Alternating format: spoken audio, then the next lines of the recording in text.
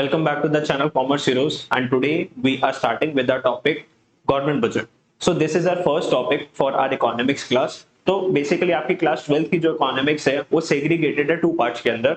एक पार्ट है आपका मैक्रो इकोनॉमिक्स का and second part is your Indian economics. दोस्तों दोनों ही इकोनॉमिक्स एक दूसरे से डिफरेंट है. अगर मैं बात करता हूं अभी मैक्रो इकोनॉमिक्स की, because we are starting with the topic of the concept that is macro economics का हम एक चैप्टर स्टार्ट करेंगे गवर्नमेंट बजट. उसकी अगर मैं आपको बात करूं ना तो ध्यान देना, मैक्रो इकोनॉमिक्स के अंदर 80% इज अंडरस्टैंडिंग, 20% इज मगिंग. ठीक है, 80% अगर आप अंडरस्टैंडिंग करते हो, उसको लर्न करोगे तो that would make your life comfortable feel करोगे, अच्छे मार्क्स लाओगे. इसके अंदर बेसिकली आपको जो है ना कुछ भी नहीं लिखना कि सर हम बस आसपास का हम कुछ भी लिखे आए. नहीं, आपको आसपास का नहीं लिखना, टू द पॉइंट आपको इसके अंदर आंसर देना पड़ता है to get good marks. Good marks का सर डेफिनेशन क्या है? 95% प्लस मार्क्स अगर आपको स्कोर कर दे तो वो पॉइंट लिखना which is the key points, है ना. लेमन लैंग्वेज मत लिखना, थोड़ी सी टेक्निकल लैंग्वेज होनी चाहिए कि लगे यार क्लास 12th के स्टूडेंट ने ना इस टॉपिक को लिखा है. ठीक है, अब बात करते हैं कि सर इसके अंदर 80% इज अंडरस्टैंडिंग, 20% इज लर्निंग. समझते हुए अगर आप लर्न करोगे ना तो कंफर्टेबल हो जाएगा, वरना अल्टीमेटली क्या होगा, आप रटते रह जाओगे इसको भी. बिकॉज देखो कॉमर्स के अंदर बीएससी भी लर्निंग होता है, इंग्लिश भी लर्निंग होता है. ठीक है, फिर अगर हम बात करते हैं इंडियन इकोनॉमिक्स, वो भी लर्निंग होता है. तो इतने सारे कॉन्सेप्ट माइंड में अगर मगअप करोगे तो एक छोटा सा भी आंसर, अगर एक छोटा सा भी की पॉइंट अगर आप एग्जाम में भूल जाते हो ना, आगे का आप क्वेश्चन पूरा ड्राफ्ट नहीं कर पाते. तो समझो, सबसे पहले द आइडिया इज कि इसको सबसे पहले आप समझ लो, उसके बाद आप लोग क्या करना, इसको मगअप करना. ठीक है, तो समझते हुए आपको मगअप करना है तो अच्छा रहेगा, you will score good marks, otherwise marks अच्छे नहीं आएंगे. तो let's start with the topic, first topic of macro economics, that is government budget. दोस्तों गवर्नमेंट बजट की अगर हम बात करें, सबसे पहले हम बात करेंगे बजट की. बजट क्या होता है? देखो बजट इज, सबसे पहले ये बताओ, जैसे फैमिलीज के अंदर बजट बनता है, बजट क्यों बनता है, what is the objective of the budget, sir कौन बनाता है बजट. ठीक है, गवर्नमेंट बजट क्या होता है, सब पढ़ेंगे. सबसे पहले एक अंडरस्टैंडिंग ले लेते हैं कि सर बजट क्या होता है. देखो दोस्तों बजट बनता है फ्यूचर के लिए, पास्ट के लिए तो नहीं बनता ना. पास्ट में अब आपने जो भी एक्सपेंसेस कर दिए, जो भी आपके पास इनकम आ गई, जो भी आपने एक्सपेंसेस करते हो उसको तो नहीं चेंज कर सकते. तो बेसिकली बजट बनता है फ्यूचर के लिए, पास्ट के लिए नहीं बनता. ठीक है, जैसे फैमिली में बजट बनाते हो कि अगले महीने इतनी इतनी हमारे पास इनकम आएगी और हमारे पास ये एक्सपेंडिचर है, उसके बाद हमारी इतनी सेविंग हो जाएगी, तो सेविंग्स को हम यहाँ पे इन्वेस्ट कर देंगे या फिर उसको उतना हम सेव कर लेंगे. दिस इज बजट, है ना. फैमिली के बजट की बात करें तो इसको बोलते हैं बजट. सेम वे गवर्नमेंट भी क्या बनाती है, अपना बजट बनाती है. ठीक है, अब देखो गवर्नमेंट पूरा भाई इंडिया चला रही है ना. सेंट्रल गवर्नमेंट की बात करें, पूरा इंडिया चला रही है, तो उसके अंदर एक सेक्टर तो होता नहीं है, बहुत सारे सेक्टर्स होते हैं जो कि गवर्नमेंट रन करती है. अलग अलग सेक्टर से बहुत सारी गवर्नमेंट के पास फंडिंग आती है, इतनी सारी इनकम्स आती है, इतने सारे एक्सपेंसेस होते हैं. गवर्नमेंट एम्प्लॉइज अलग है, government school, government colleges, government के कॉन्ट्रैक्ट्स रहते सारे, हाईवेज वगैरह, टैक्स रेवेन्यूज वगैरह, ये सारा टॉपिक, ये सारी चीजें हम इस टॉपिक के अंदर समझेंगे. तो गवर्नमेंट के पास बहुत सारी सोर्सेज ऑफ इनकम होती है एंड बहुत सारे क्या होते हैं, एक्सपेंडिचर्स होते हैं. अगर गवर्नमेंट इसकी ढंग से प्लानिंग ना करे तो अल्टीमेटली क्या हो जाएगा कि सर गवर्नमेंट के जो भी इकोनॉमिक प्लान्स जो होंगे वो क्या हो जाएंगे, फेल हो जाएंगे. और हम क्या चाहते हैं कि India is a developing country, है ना. ये डेवलप करना है तो डेवलपमेंट के लिए हमें क्या चाहिए, एक प्रॉपर प्लानिंग चाहिए, एक प्लानिंग, एक प्रॉपर माइंडसेट में क्या चाहिए, ऑब्जेक्टिव चाहिए. तो हर साल जो ना गवर्नमेंट अपना बजट लेकर आती है, ध्यान से सुनना मेरी बात. ठीक है, एवरी ईयर बजट आता है फरवरी के अंदर. फर्स्ट फरवरी को क्या आता है, बजट आता है. कौन प्रेजेंट करता है बजट? फाइनेंस मिनिस्टर बजट को प्रेजेंट करते हैं. कहां पे प्रेजेंट करते हैं? पार्लियामेंट के अंदर प्रेजेंट करते हैं. ठीक है, सबसे पहले जब बजट आता है ना, उसको प्रेजेंट करने से पहले अप्रूवल लेनी पड़ती है किसकी? प्रेसिडेंट की. प्रेसिडेंट की फाइनेंस मिनिस्टर सबसे पहले अप्रूवल लेते हैं.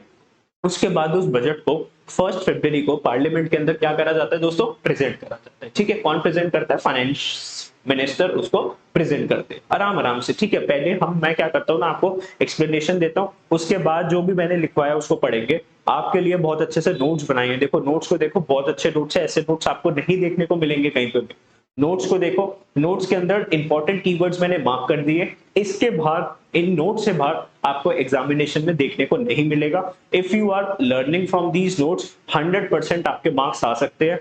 लैंग्वेज बहुत अच्छी लिखी गई है. ठीक है, और थोड़ा सा मैंने इसके साथ ना विजुअल इफेक्ट्स भी दे दिया है कि आप फटाफट से इसको लर्न कर पाओ. अभी देखना कैसे. ठीक है, पूरी वीडियो को देखना, स्किप मत करना, जब भी प्रॉपर क्या मिल पाएगी आपको, अंडरस्टैंडिंग मिल पाएगी. तो मैं बात कर रहा था बजट की। बजट कौन प्रेजेंट करता है? फाइनेंस मिनिस्टर प्रेजेंट करती है पार्लियामेंट के अंदर after the approval of the president. तो देखो सर बजट क्या होता है, सबसे पहले डेफिनेशन के ऊपर फोकस करो। Budget is an annual statement. क्या है दोस्तों? It is an annual statement showing item wise estimates of the receipts and expenditures. तो बेसिकली बजट के अंदर पता चलता है कि आने वाला जो साल है, नेक्स्ट फाइनेंशियल ईयर जो है, उसके अंदर हमारे पास एस्टिमेटेड रिसिप्ट्स कितनी आएगी। दोस्तों फ्यूचर की बात कर रहे हैं ना, तो हम यहाँ पे एक्चुअल डेटा की तो बात नहीं करते। देखो एक्चुअल तो प्रेजेंट है, एक्चुअल तो प्रेजेंट है। आज आपने अगर 100 रुपए कमाए तो आपको पता है यू हैव अर्न ₹100। लेकिन अगर मैं बात करूं कि आज से 6 महीने के बाद आपके पास कितने पैसे होंगे, आप कितने पैसे अर्न करोगे, ये कितना आप एक्सपेंडिचर करोगे 6 मंथ्स के बाद, तो क्या उसका अभी आप 100% बता सकते हो कि ये सिर्फ आप प्रिडिक्शन करके बताओगे यार हो सकता है कि मैं इतने पैसे कमा रहा होऊंगा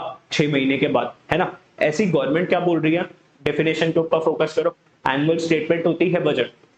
आइटम वाइज क्या बताती है? हमारे पास कितने पैसे आएंगे। आइटम वाइज का मतलब सर रेवेन्यू से कितना पैसा आएगा, गवर्नमेंट की कंपनी से कितना पैसा आएगा, अलग अलग पब्लिक डिपॉजिट से कितना पैसे आएगा। तो आइटम वाइज बताते हैं कितने पैसे आएंगे। एंड एक्सपेंडिचर्स, और कितना गवर्नमेंट क्या करेगी, एक्सपेंडिचर्स करेगी डिफरेंट सेक्टर्स के ऊपर। आईटी सेक्टर पे गवर्नमेंट कितना खर्चा करेगी, एजुकेशन सेक्टर पे कितना खर्चा होने वाला है, एग्रीकल्चर सेक्टर पे कितना एक्सपेंडिचर करेगी during a fiscal year. Fiscal year कौन सा? फिस्कल ईयर कब से स्टार्ट होता है दोस्तों? फिस्कल ईयर बोलो, अकाउंटिंग ईयर बोलो, फाइनेंशियल ईयर बोलो। दोस्तों नया साल चालू होता है 1 अप्रैल। अकाउंटिंग के हिसाब से न्यू ईयर स्टार्ट्स फ्रॉम 1 अप्रैल और कब खत्म होता है? 31 मार्च। जैसे अभी कौन सा फाइनेंशियल ईयर चल रहा है, देखो 1 अप्रैल को नया फाइनेंशियल ईयर स्टार्ट हुआ, 1 अप्रैल 2022। ये कब फिनिश होएगा? 31 मार्च 2023। तो इसको हम बोलते हैं फाइनेंशियल ईयर 22-23। ठीक है, इसको आप फाइनेंशियल ईयर बोलो, अकाउंटिंग ईयर बोलो, फिस्कल ईयर बोलो, बात एक है। ठीक है, इजी। चलो, तो बेसिकली बहुत से स्टूडेंट होते हैं आर्ट्स बैकग्राउंड के होते हैं, अकाउंटेंसी बड़ी नहीं होती। तो इकोनॉमिक्स के अंदर आपको पता होना चाहिए कि बेसिकली अकाउंटिंग ईयर कब से स्टार्ट होता है। अकाउंटिंग ईयर बोलो, फिस्कल ईयर बोलो, फाइनेंशियल ईयर बोलो, 1 अप्रैल से स्टार्ट होता है। जैसे अभी स्टार्ट हुआ 1 अप्रैल 22 एंड ये फिनिश होएगा 31 मार्च 2023। इजी, ठीक है।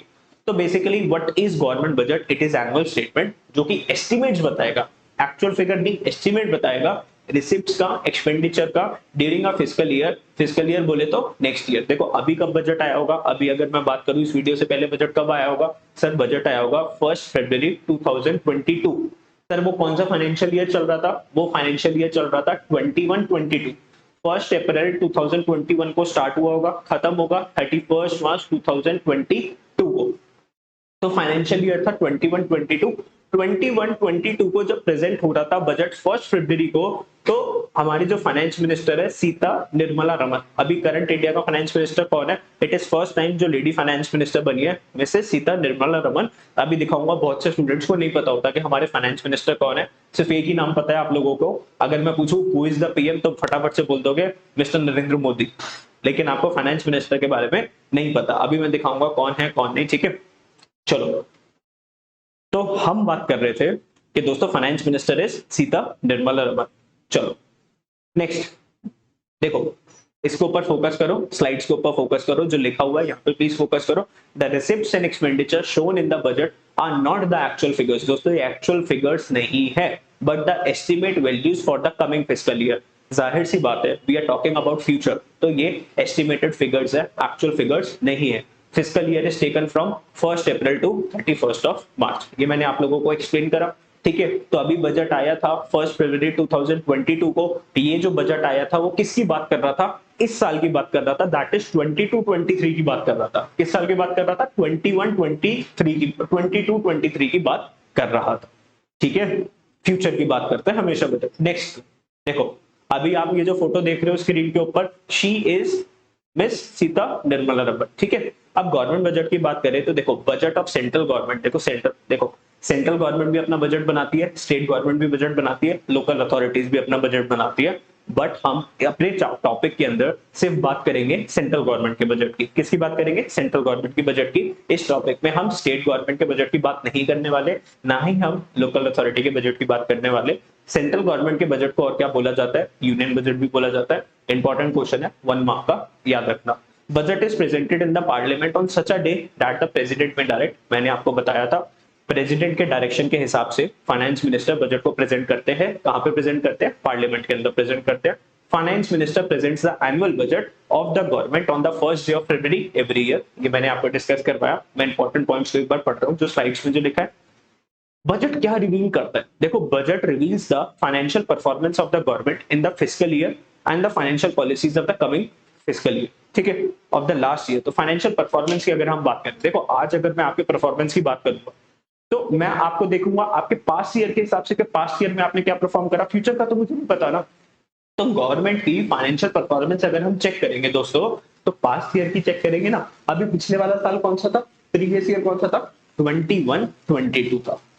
और गवर्नमेंट जो पॉलिसीज जो बनाएगी, देखो अगर हमारी परफॉर्मेंस अच्छी नहीं रही किसी सेक्टर के ऊपर, अगर गवर्नमेंट को ऐसा लगता है कि हमने एजुकेशन सेक्टर के ऊपर अच्छा काम नहीं करा फाइनेंशियल ईयर 21-22 के अंदर, तो वो फाइनेंशियल ईयर 22-23 के लिए क्या करेगी, पॉलिसीज बनाएगी कि कैसे एजुकेशन सेक्टर को और अच्छा करा जा सकता है, ठीक है।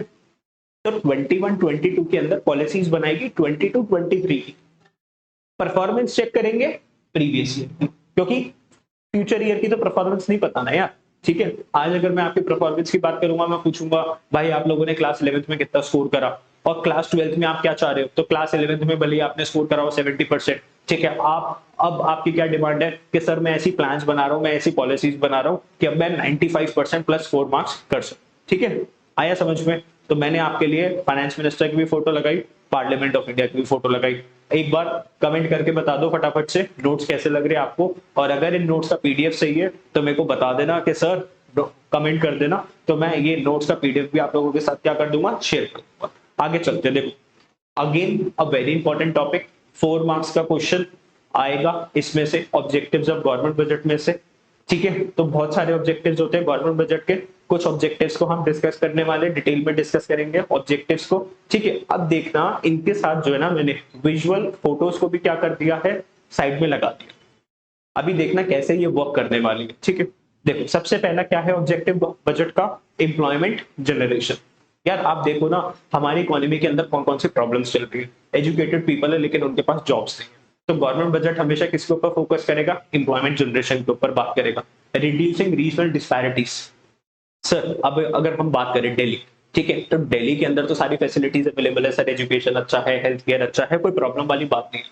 लेकिन देयर आर स्टेट्स, जैसे मान लो वेस्ट बंगाल ले लो, बिहार ले लो, तेलंगाना ले लो, अरुणाचल प्रदेश ले लो, इनके अंदर सारी फैसिलिटीज नहीं है, अच्छे हॉस्पिटल्स नहीं है, अच्छे स्कूल्स नहीं है। तो हमें क्या करना है, जो इकोनॉमिक बैकवर्ड रीजन है उनको भी क्या करना है, वहां पे भी अच्छी अच्छी इंडस्ट्रीज को लेकर आना है, ताकि लोगों को जॉब्स मिले, और जॉब्स मिलेंगी तो उनके पास पैसे आएंगे, स्टैंडर्ड ऑफ लिविंग अच्छा होगा, वो भी अपने बच्चों को अच्छी एजुकेशन दे पाएंगे, अच्छा फूड दे पाएंगे, ताकि उनके जो बच्चे हैं वो माल नरिश ना हो। समझ पा रहे हो मेरी बात, नहीं समझ पा रहे, सारे हेल्दी हो, ज्यादा डिसीजेस ना हो उस एरिया के अंदर, ठीक है। Reducing inequalities in income and wealth. अब देखो बजट के अंदर हमेशा ऐसी बात होती है कि जो पुअर पीपल है ना उनसे कम टैक्सेस लो, या फिर टैक्सेस अवॉइड करो उनसे लेना, लेकिन जो रिच पीपल है ना उनसे और ज्यादा टैक्सेस लो, ठीक है। तो इससे क्या होगा, जो रिच पीपल है उन्होंने कमाया ज्यादा लेकिन हमने उनसे टैक्सेस कम लिया, तो उनकी इनकम हो गई कम। जो पुअर पर्सन है उससे टैक्सेस लो कम, ताकि उसके पास थोड़ी सेविंग ज्यादा बचे। अगर एक पुअर पर्सन लेट सपोज पिछले साल उसने 10,000 का टैक्स पे करा, गवर्नमेंट कह रही है इस साल हम उससे सिर्फ 5,000 का टैक्स लेंगे, अब उसके पास एक्स्ट्रा, अब उसके पास 5,000 का टैक्स बचा नहीं बचा, मतलब सेविंग्स हुई उसके पास 5,000 की। अब जो सेविंग्स हुई 5,000 की, वो या तो उसको क्या करेगा, इन्वेस्ट कर देगा, बचा लेगा पैसों को, या फिर उससे अपने बच्चों को एजुकेशन दे देगा, मेडिकल ट्रीटमेंट में पैसे लगा देगा, जो भी है। अल्टीमेटली 5,000 अगर सेविंग्स होगी तो वो और थोड़े से अपने पर्सनल एक्सपेंसेस को मीट कर पाएगा। मानते हो मेरी बात, नहीं मानते? यस, ठीक है। Next, management of public enterprises. तो देखो बहुत सी ऐसी गवर्नमेंट कंपनीज है, जैसे मान लो रेलवेज की बात करते हैं, इंडियन रेलवेज। सरकार ऐसा बोलती है कि इंडियन रेलवेज जो है ना हमेशा लॉस में रहती है, तो क्या हम उसको बंद कर दे, क्या गवर्नमेंट इंडियन रेलवेज को बंद कर दे? यार इंडियन रेलवेज की टिकट इतनी ज्यादा सस्ती पड़ती है बेसिकली, तो अगर जैसे पीपल है जिनके पास अच्छी इनकम नहीं है, ठीक है, पुअर पीपल है जो पॉवर्टी लाइन से नीचे आते हैं, अब उनको अपने दूसरे रिलेटिव के घर जाना है जो किसी दूसरे स्टेट्स वगैरह के अंदर रहते हैं, तो what is the mode of transport वो यूज करते हैं दोस्तों, वो यूज करते हैं ट्रेन। ट्रेन की टिकट की बात करें सर, 200 की टिकट है, 150 की टिकट है, 300 की टिकट है, या गवर्नमेंट उसको बंद कर देगी? अब ये बंदा फिर कैसे जाएगा सर, टैक्सी अफोर्ड कर सकता है क्या पर्सन? नहीं अफोर्ड कर सकता। तो कुछ ऐसी कंपनीज है जो कि गवर्नमेंट को चलानी पड़ेगी for the interest of the public. Society के बेनिफिट के लिए गवर्नमेंट को ये पब्लिक एंटरप्राइजेस रन करनी पड़ेगी। तो इन पब्लिक एंटरप्राइजेस को हमें पैसा देना पड़ेगा, ठीक है। तो उसके बारे में हमें डिसाइड करना पड़ेगा बजट के अंदर कि देखो गवर्नमेंट डिसाइड करेगी कुछ हमारी कंपनीज है जिसमें अच्छा प्रॉफिट आता है हमें, और कुछ कंपनीज है जिसके अंदर लॉस है। तो जहां से अच्छा प्रॉफिट आता है वहां से हम प्रॉफिट ट्रांसफर कर देंगे उन कंपनीज को which are the necessity for the society, और जो गवर्नमेंट को क्या देती है, लॉसेस देती है, ठीक है। अब चलो इन 4 ऑब्जेक्टिव्स को हम फटाफट से क्या करते हैं, डिस्कस करते हैं। फटाफट से अगर मैं बात करूं, देखो टॉपिक आ रहा है एम्प्लॉयमेंट जनरेशन। कौन सा टॉपिक है, एम्प्लॉयमेंट जनरेशन। इसकी मैं बात करूं, देखो इसके अंदर क्या लिखा हुआ है, ध्यान से देख लो, स्क्रीनशॉट ले लो इसका, ठीक है। अगर बाई चांस मैं टॉपिक के बीच में आ रहा हूं तो फटाफट से ले लो, स्क्रीनशॉट ले लो पूरी स्क्रीन का, ठीक है। फिर उस स्क्रीनशॉट से आप क्या कर सकते हो, पढ़ सकते हो। तो अब आ रहा हूं मैं स्क्रीन पर। तो सबसे पहला टॉपिक है एम्प्लॉयमेंट जनरेशन। क्या लिखा है इसके अंदर, ध्यान से देखना, मैं पढ़ रहा हूं स्लाइड से, क्या लिखा हुआ है मैंने। Investment in infrastructure projects. Government किसके ऊपर खर्चा करेगी, इंफ्रास्ट्रक्चर के ऊपर इन्वेस्टमेंट करेगी, जैसे फ्लाईओवर्स बनाएगी, ब्रिजेस बनाएगी, रोड्स बनाएगी, ठीक है। Create jobs for different sections of the workforce. अब गवर्नमेंट ये फ्लाईओवर्स बनाए, इंफ्रास्ट्रक्चर बनाए, यार इस पे कौन सी लेबर काम करती है, प्रोफेशनल स्किल्ड वर्कर काम करते हैं, अनस्किल्ड वर्कर काम करते हैं। सर स्किल्ड तो एक दो होते हैं, जैसे मान लो इंजीनियर हो सकता है, ठीक है, इंजीनियर्स वगैरह काम कर सकते हैं। बाकी सारे क्या होते हैं, अनस्किल्ड वर्कर्स होते हैं, जिनको जॉब की सबसे ज्यादा क्या होती है, रिक्वायरमेंट होती है। तो गवर्नमेंट क्या कर सकते हैं, एम्प्लॉयमेंट जनरेट कर सकती है, कैसे, इंफ्रास्ट्रक्चर के ऊपर इन्वेस्ट करके, बिल्डिंग्स वगैरह बना रहे हैं तो बहुत से लेबरर्स होते हैं ना जो बेसिकली ब्रिक्स वगैरह को कैरी करते हैं, सीमेंट्स को कैरी करते हैं, है ना। In rural and urban area government aims to provide jobs through various employment generation schemes. तो गवर्नमेंट क्या करती है, बहुत सारी एम्प्लॉयमेंट जनरेशन स्कीम्स है गवर्नमेंट की, वो स्पेसिफिकली कहाँ चलती है, वो सिटीज में नहीं चलती, वो चलती है रूरल एरियाज के अंदर, ठीक है। कहाँ पे चलती है, रूरल एरियाज के अंदर, कुछ अर्बन एरियाज के अंदर भी चलती है। उनका मेन एम क्या होता है कि अनएम्प्लॉयड पीपल को एम्प्लॉयमेंट दिलवाना, यार कुछ पैसे आएंगे तो घर में भी वो लोग क्या कर सकते हैं, अपनी स्टैंडर्ड ऑफ लिविंग को इंप्रूव कर पाएंगे, ठीक है। चलो तो ये था, आपको फर्स्ट पॉइंट में इतना लिखना है, इससे ज्यादा आपको लिखने की जरूरत नहीं है, इतना ही आपकी बुक में भी लिखा हुआ है, इतना लर्न कर लो एंड आपको full out of full marks मिले, ठीक है। Reducing regional disparities. अब देखो एम्प्लॉयमेंट जनरेशन के ऊपर फोटो लगा रखी है मैंने किसी वर्कर की, तो जैसे ही आप फोटो को विजुअलाइज करते हो तो आपको माइंड में आ जाता है यार एम्प्लॉयमेंट जनरेशन से बात है। अब नेक्स्ट पॉइंट क्या है, रिड्यूसिंग रीजनल डिस्पैरिटीज। तो उसके ऊपर किसकी फोटो है, सर एक पुअर पर्सन की भी फोटो है। ये बेसिकली बिलोंग करता होगा किसी ऐसे रीजन से जहां पर अच्छी अच्छी फैसिलिटीज अवेलेबल नहीं है, सर अच्छी एजुकेशन नहीं है, ठीक है, अच्छे हॉस्पिटल्स नहीं है, मेडिकल फैसिलिटीज अच्छी नहीं है। तो जैसे इस फोटो को विजुअलाइज करोगे ना, आपको याद आ जाएगा यार रिड्यूसिंग रीजनल डिस्पैरिटीज की हम बात कर रहे थे। अब इसके अंदर हम क्या पढ़ा था, देखो आज अगर तुम्हें एक इंडस्ट्री लगानी है, तुम सरकार के पास गए, तुमने बोला मोदी जी, मोदी जी, मुझे बोला बोल भाई क्या चाहिए, तुमने बोला मोदी जी मुझे ना एक इंडस्ट्री लगानी है। तो मोदी जी बोलेंगे भाई कहाँ पे लगानी है, आपने बोला सर एक दिल्ली में लगानी है। मोदी कहेंगे इसमें क्या फायदा है, आम आदमी का क्या फायदा होगा उसमें, दिल्ली के अंदर तो वैसी बहुत सारी फैसिलिटीज अवेलेबल है। मोदी जी बोलेंगे सुन भाई, सुन भाई, अगर तू इंडस्ट्री लगाएगा वेस्ट बंगाल के अंदर, बिहार के अंदर, तेलंगाना के अंदर, हम तेरे से टैक्स नहीं लेंगे 5 साल तक। क्या नहीं लेंगे, टैक्स नहीं लेंगे तेरे से 5 ईयर्स तक। हम तेरे को इलेक्ट्रिसिटी भी फ्री दे देंगे, हम तेरे को लैंड फ्री दे देंगे, सब्सिडी दे देंगे लैंड के ऊपर, 1 करोड़ की लैंड हम तेरे को देते हैं 50 लाख रुपए की। तो वेरियस ऐसा गवर्नमेंट आपको क्या कर सकते हैं, बेनिफिट्स। अब जरूरी नहीं है सारे ये वाले बेनिफिट्स मिलेंगे, इनमें से कोई एक बेनिफिट मिल सकता है, 2 बेनिफिट मिल सकता है, डिपेंडिंग अपॉन आप कौन सी इंडस्ट्री लगा रहे हो, कितनी बड़ी इंडस्ट्री लगा रहे हो। तो गवर्नमेंट बेसिकली क्या चाहती है, आपको मोटिवेट करना चाहती है कि दोस्तों ऐसे एरियाज के अंदर आप इंडस्ट्रीज लगाओ जहां पे लोगों का स्टैंडर्ड ऑफ लिविंग अच्छा नहीं है। बिकॉज वहां पे अगर इंडस्ट्रीज पहुंचेंगी तो एम्प्लॉयमेंट किसको मिलेगा, आसपास के लोगों को मिलेगा, और वहां पे जो डेवलपमेंट है वो अच्छी हो पाएगी सोसाइटी की। मानते हो मेरी बात, नहीं मानते, यस। अब इसको हम पढ़ते हैं फटाफट से।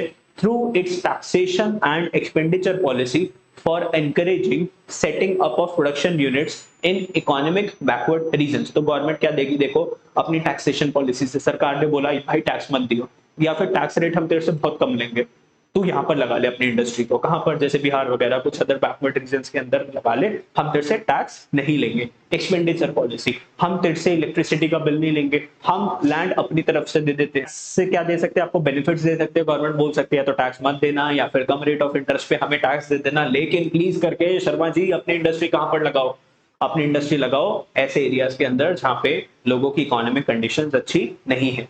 For example establishment of SEZs, SEZ की फुल फॉर्म होती है special economic zone in the backward reasons for promoting the economic development. तो SEZs वगैरह बनाओ, कहां पर बनाओ, बैकवर्ड रीजन्स के ऊपर, for promoting their economic development. तो एसईजेड वगैरह ना कुछ ऐसे जोन्स बने होते हैं स्टेट्स के अंदर, बैकवर्ड रीजन्स की स्टेट्स, जैसे कि मान लो बिहार में एसईजेड वगैरह बने हुए हैं। उनका काम क्या होता है, प्रोडक्शन करना, मैन्युफैक्चरिंग करना, और वो आसपास के वर्कर्स को हायर करते हैं एंड वो इंपोर्ट एंड एक्सपोर्ट ज्यादातर करते हैं, ठीक है। और गवर्नमेंट इन एसईजेड को काफी सारे बेनिफिट्स देती है, टैक्स कंसेशन काफी ज्यादा मिलती है, ठीक है।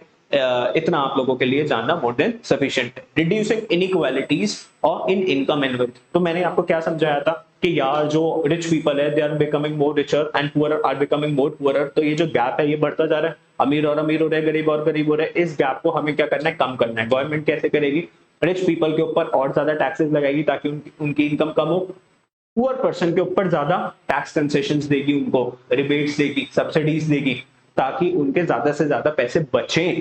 और जो पैसे बचे वो किस पे लगाएं, अपने एजुकेशन पे लगाएं, हेल्थ केयर पे ऊपर लगाएं, अल्टीमेटली अपनी स्टैंडर्ड ऑफ लिविंग को क्या करें दोस्तों, अच्छा कर पाए, ठीक है। चलो पॉइंट नंबर 3 को पढ़ते हैं। Government aims to influence distribution of income by imposing taxes on the rich, rich लोगों के ऊपर टैक्सेस लगाना है, and spending more on the welfare of poor, and poor को फ्री एजुकेशन दो, फ्री हेल्थ केयर फैसिलिटीज दो, उनके welfare के ऊपर, मतलब उनका कुछ अच्छा करने के ऊपर सरकार ज्यादा से ज्यादा पैसे लगाए। फ्री फूड दो, जैसे अभी कोविड के टाइम में गवर्नमेंट फ्री फूड सप्लाईज दे रही थी गरीब लोगों के घर पर, ठीक है, पुअर पीपल के घर पर। It will reduce income of the rich and raise the standard of living of the poor, ठीक है। रिच पीपल की इनकम कम होगी एंड पुअर का स्टैंडर्ड ऑफ लिविंग बढ़ जाएगा। इजी था ये वाला पॉइंट, काफी ज्यादा इजी था। नेक्स्ट बात करते हैं मैनेजमेंट ऑफ पब्लिक एंटरप्राइजेस। मैंने इसके अंदर एग्जांपल लिया था, जैसे मान लो इंडियन रेलवेज का ले लो, वाटर सप्लाई की बात कर लो। हमारे घर में वाटर जो आ रहा है वो कोई प्राइवेट कंपनी नहीं भेज रही, गवर्नमेंट भेज रही है, बिकॉज इसके अंदर अगर आप बोलोगे एक्सपेंडिचर काफी ज्यादा होता है और प्रॉफिट नहीं मिलता है इतना, ठीक है। तो अब एक बात बताओ, अब प्रॉफिट इतना नहीं मिल रहा तो गवर्नमेंट क्या इसको बंद कर दे, इंडियन रेलवेज को बंद कर दे क्या गवर्नमेंट, सब प्रॉफिट नहीं हो रहा बंद कर देते। तुम सोचो कि कैसे ट्रेवल करेंगे हम लोग एक स्टेट से दूसरे स्टेट के ऊपर, तो या तो फ्लाइट्स लेकर जाएंगे या कैब लेकर जाएंगे, है ना, कार्स वगैरह से जाएंगे या बसेस वगैरह से जाएंगे। बसेस की टिकट्स देख लो, 800 रुपए, 1000 रुपए, 2000 रुपए, इतनी महंगी टिकट्स होती है। कैब की बात कर लो तो थोड़े से डिस्टेंस के लिए वो क्या ले लेते हैं, 500 600 की डिमांड कर लेते हैं। वेयर ट्रेन की बात करो दोस्तों, यहाँ से अगर आप दिल्ली से ट्रेन बुक करवाते हो जम्मू की, ठीक है, 200 रुपीज की टिकट है बस, और ट्रैवल देखो थाउजेंड्स ऑफ किलोमीटर का रास्ता है, सिर्फ 200 रुपीज। तो ऐसे वेंचर को गवर्नमेंट बंद नहीं कर सकती। तो there public sector industries which are established and manage for the social welfare of public. ये जो कंपनीज है ना, इसे किस लिए बनी है, प्रॉफिट मैक्सिमाइजेशन या फिर प्रॉफिट अर्निंग इनका मोटिव नहीं है। इनका सिर्फ मोटिव क्या है, लोगों का भला करना, सोसाइटी का भला, ठीक है। Budget is prepared with the objective of managing such enterprises. Budget के अंदर आप कुछ ऐसा करो कि इन कंपनीज को प्रोटेक्शन मिले, इन कंपनीज के बारे में आप लोग मैनेज करो, सोचो इनको जो भी पैसे की जरूरत है तो इनको पैसे मिलने चाहिए, इन कंपनीज को फाइनेंशियल हेल्प मिलनी चाहिए, and providing long term financial help.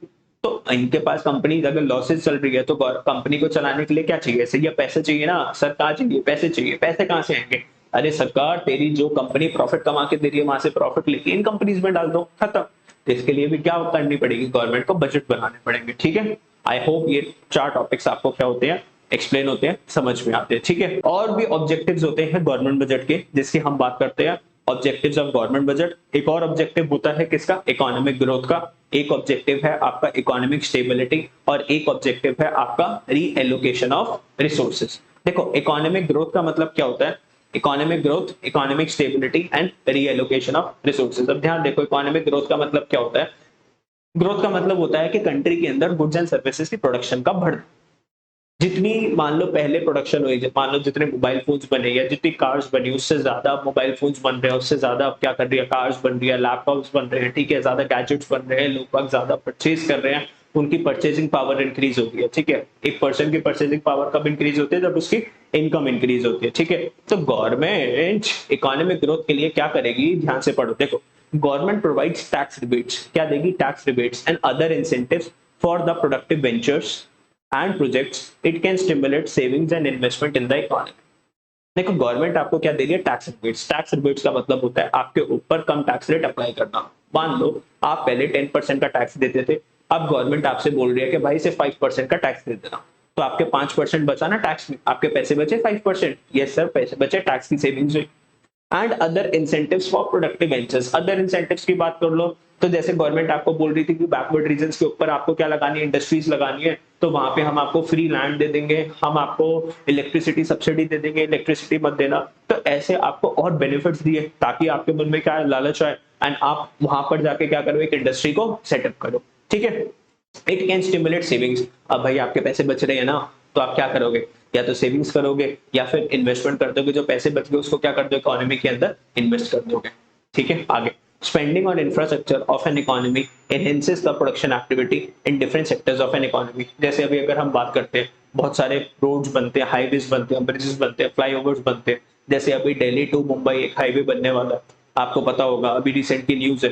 तो अभी जैसे मान लो मुंबई टू दिल्ली जाने के लिए ट्रांसपोर्टेशन के लिए 24 आवर्स लगते थे, अब वही टाइम 14 आवर्स के अंदर क्या हो जाएगा, कवर हो जाएगा ऑटोमेटिकली। देखो 10 आवर्स की क्या होगी savings, and time is money. तो ऐसा कुछ ये लोग क्या बनाने वाले हैं, हाईवे बनाने वाले हैं, जिससे 24 आवर्स जो लगते थे मुंबई से दिल्ली आने के लिए, अब वो जो रूट है वो आपका 14 आवर्स के अंदर क्या हो जाएगा, कंप्लीट हो जाएगा। भाई 10 आवर्स बचने बहुत बड़ी बात है, बहुत बड़ी बात है। ठीक है, मतलब एक ट्रक जो पूरे एक दिन लगाता था आने के लिए, अब वो क्या कर सकता है, लगभग लगभग 2 बार अपना विजिट कर सकता है, दिल्ली टू मुंबई, दिल्ली टू मुंबई। ठीक है, अब बात करते हैं किसकी, इकोनॉमिक स्टेबिलिटी की। इकोनॉमिक स्टेबिलिटी का मतलब होता है कि जो नेसेसिटीज है ना, जो आइटम्स है, उसके प्राइसेस के अंदर ज्यादा फ्लक्चुएशन ना आए।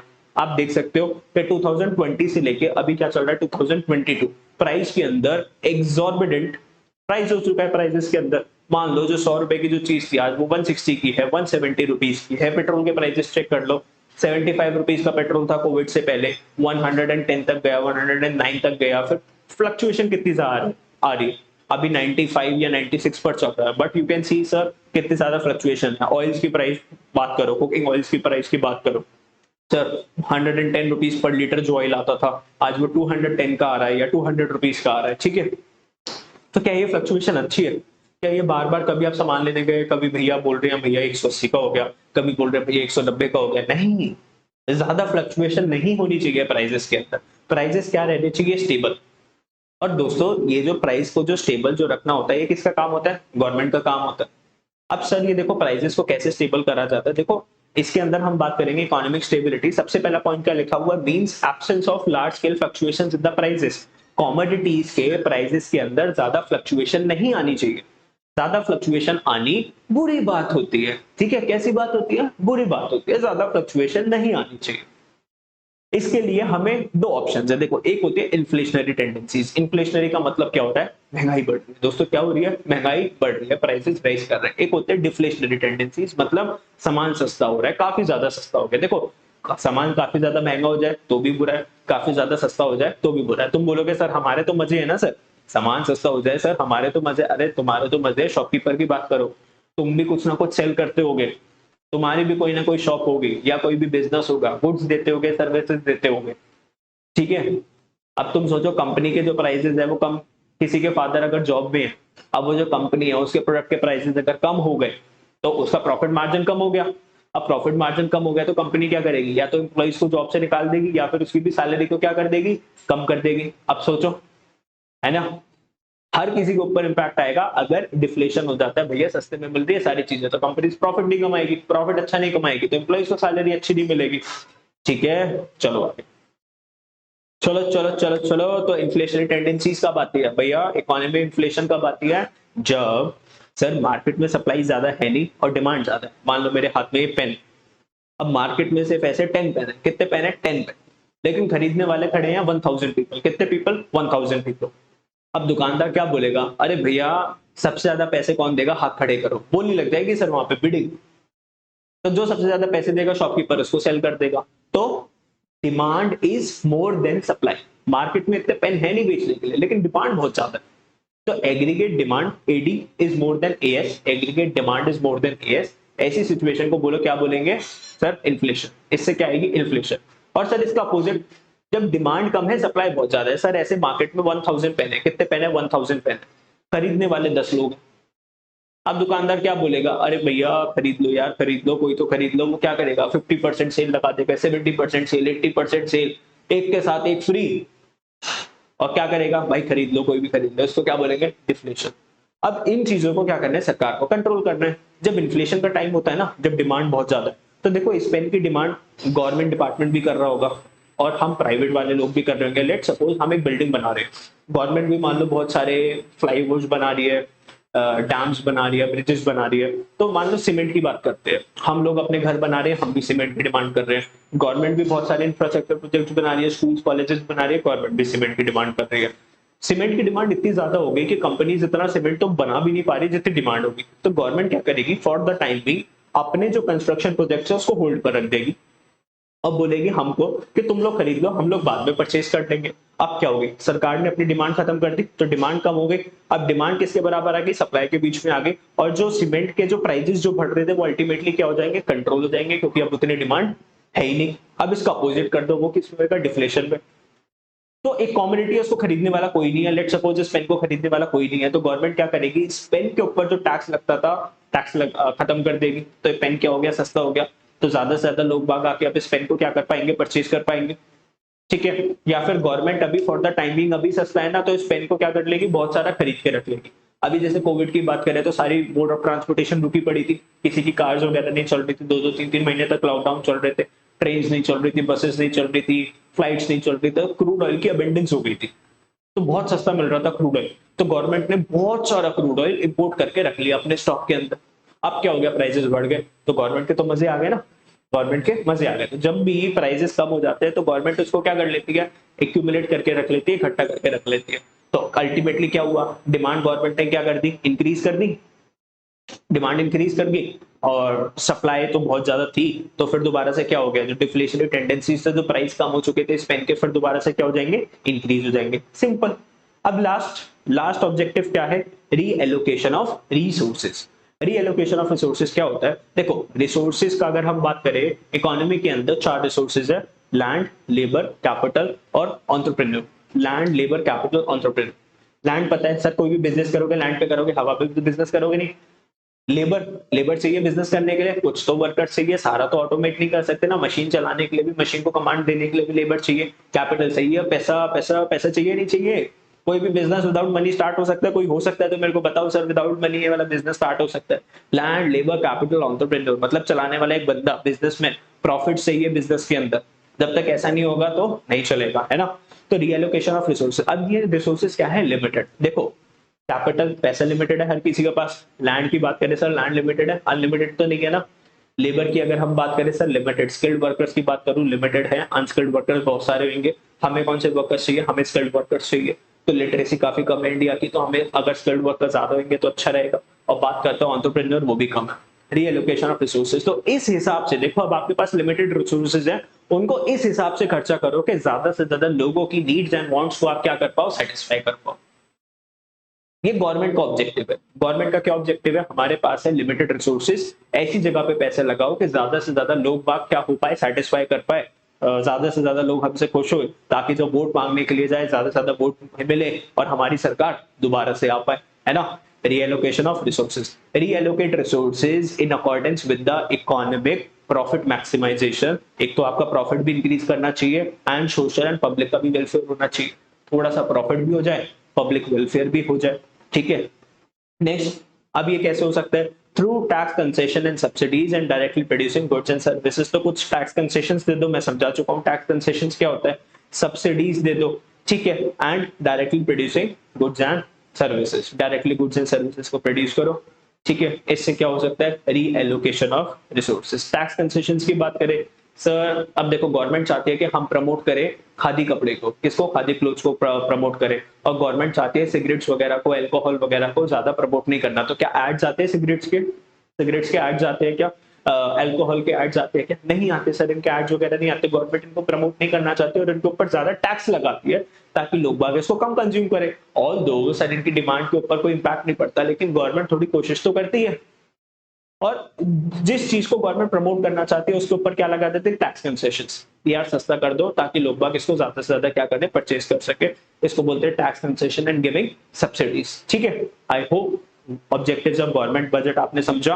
अगर ढंग से इस वीडियो को देखते हो ना, तो आपके कम से कम 3-4 मार्क्स सिक्योर हो जाते हैं, बिकॉज अल्टीमेटली जब भी चैप्टर से क्वेश्चन आएगा तो ऑब्जेक्टिव्स ऑफ गवर्नमेंट बजट से क्वेश्चन बनेगा ही बनेगा। If you are liking the channel, like कर दो, दोस्तों के साथ शेयर कर दो, ठीक है। Bye bye, take care.